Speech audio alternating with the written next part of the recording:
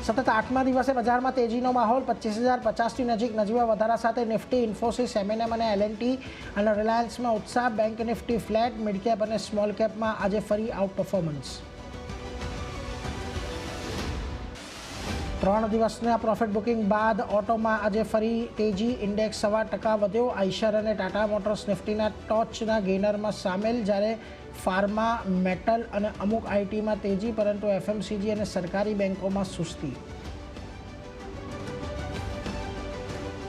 ઇન્ફોસિસે 19%ના premium સાથે ₹1800 પ્રતિ share પર બાયબેકની જાહેરાત કરી. ત્યારબાદ સ્ટોકમાં આવ્યો ઉછાળો. કંપનીએ બાયબેક પર ₹18,000 કરોડ ખર્ચ કરશે. કંપનીના ઇતિહાસમાં સૌથી મોટું બાયબેક.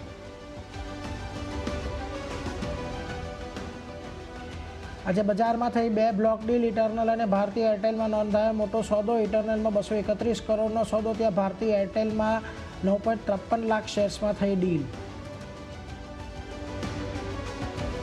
માર્કેટ રેગ્યુલેટર સેબીની આજે મહત્વની બેઠક. મોટા આઈપીઓમાં ઓછી હિસ્સેદારી વેચવા પર મળી શકે છે છૂટ. સાથે જ વાયદામાં રિટેલનું પાર્ટિસિપેશન ઘટાડવાની પદ્ધતિઓ પર થઈ શકે છે ચર્ચા.